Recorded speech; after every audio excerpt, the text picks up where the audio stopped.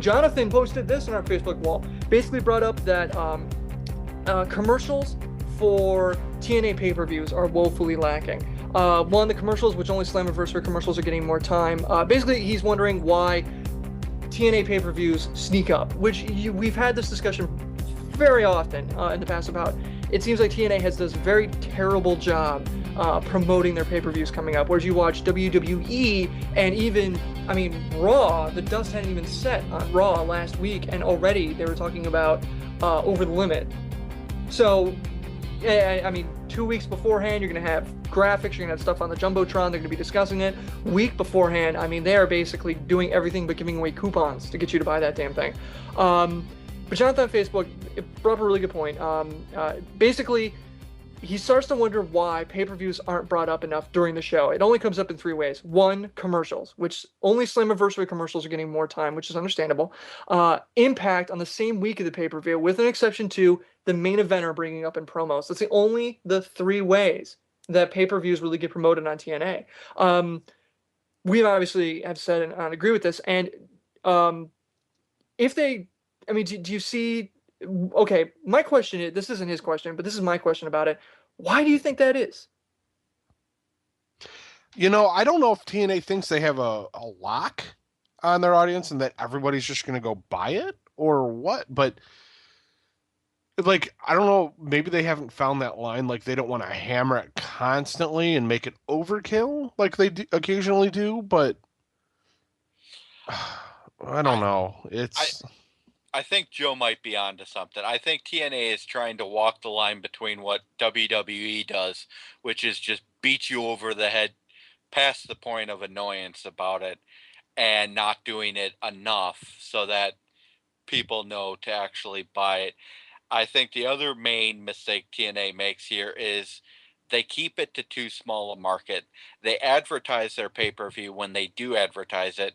They advertise it to people who are already going to buy. So they're not pushing it out into bigger markets where they might get new people buying. Now, for the past couple of pay-per-view cycles, they had been doing a good job on this. The Lockdown was hosted in theaters, for example. Yeah, I saw an ad for that. I thought that was pretty cool. Right. And the last couple pay-per-views before that, they had been doing a better job of advertising and everything, and now all of a sudden they've seemingly gone back into like the old ways.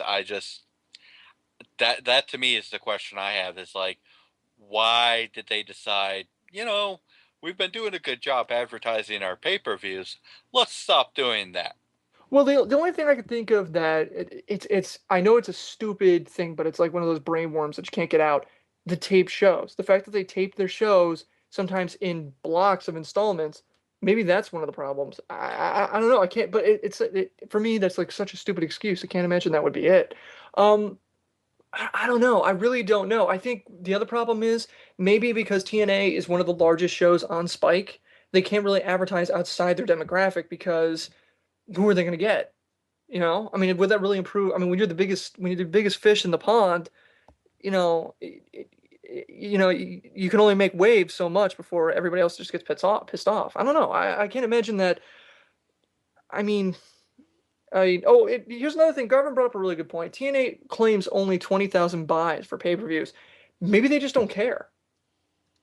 I mean, WWE basically builds their entire business on pay-per-view buys, essentially pay-per-view buys and t-shirt sales. Maybe TNA realizes that as of right now, pay-per-view buys are not going to pay the bills. It's going to be TV time and merchandise sales.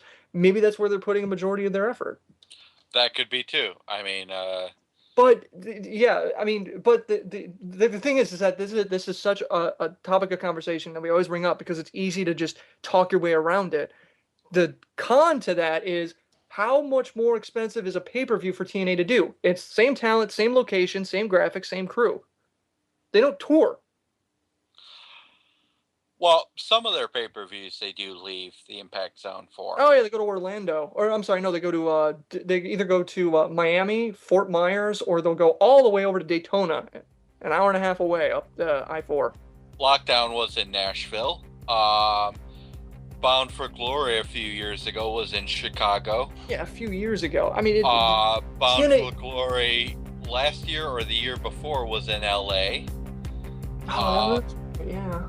So they do move around. For the big pay-per-views, yeah. Maybe maybe that's what they're thinking. Slammiversary, as Joe likes to point out, was in Detroit a few years back that he went to, and got his seat up, and got his seat upgraded so that TNA could make it look like they sold more seats.